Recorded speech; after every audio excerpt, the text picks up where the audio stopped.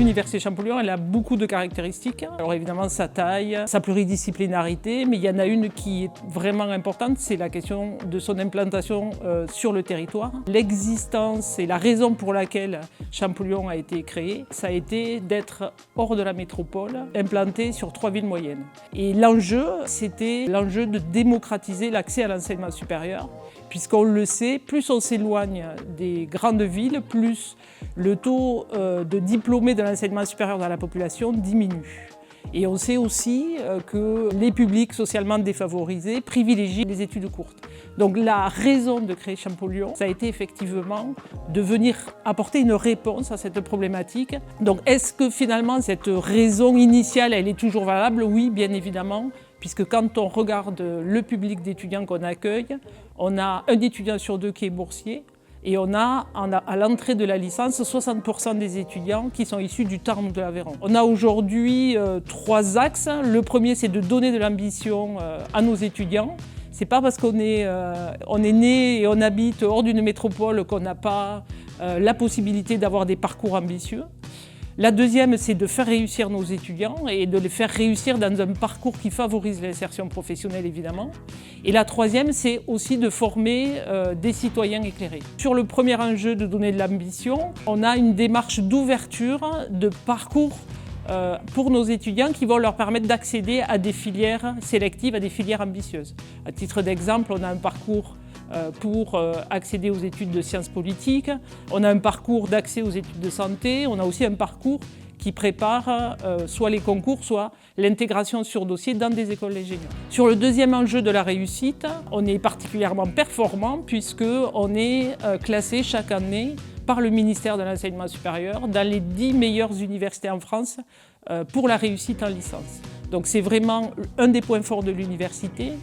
Et une de nos caractéristiques qui est qu'on a une qualité d'accompagnement, un accompagnement personnalisé, que ce soit aussi bien par les équipes d'enseignants, mais également par l'ensemble du personnel administratif.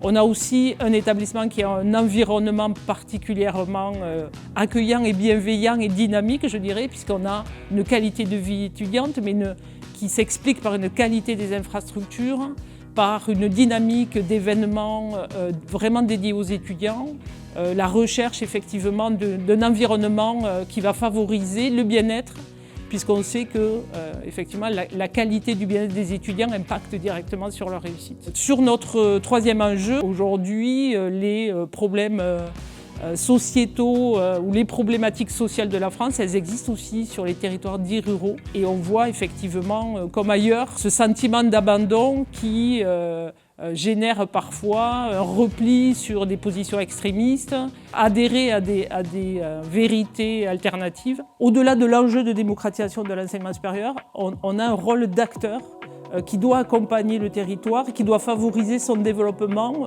social, économique, culturel. Et en ce sens, on met en place une démarche vraiment pour multiplier les partenariats avec les acteurs locaux, pour définir un projet qui soit en cohérence aussi avec ce projet du territoire. Et ça, on le fait alors évidemment via la formation, puisqu'on forme des jeunes qui demain pourront aller travailler dans des entreprises. Ces jeunes-là, on va les retrouver aussi en apprentissage, par exemple, dans les entreprises, ce qui est aussi une forme de transfert de compétences. On cherche à multiplier ces partenariats, y compris d'ailleurs sur la recherche. Dans nos missions d'université, on a aussi la mission de recherche. C'est une mission qui est essentielle. C'est la mission principale des universités presque, puisque cette recherche, elle va à la fois nous permettre d'avoir des enseignants-chercheurs qui sont au plus près de l'évolution des savoirs, qui vont même produire des savoirs, des innovations, des technologies. Ces démarches-là vont pouvoir à la fois irriguer la formation, mais également participer à accompagner le développement économique du territoire sur lequel on est implanté. On la travaille de manière coordonnée aussi avec l'Université de Toulouse, puisque l'Université Champollion est membre associé de l'Université de Toulouse. On a nous-mêmes des enseignants-chercheurs qui travaillent dans des laboratoires de recherche de l'Université de Toulouse, d'autres qui sont plutôt effectivement sur nos laboratoires propres d'établissement, mais on s'inscrit finalement dans une stratégie recherche du site en collaboration avec l'Université de Toulouse, mais aussi avec les organismes de recherche que sont le CNRS, l'INSERM ou d'autres.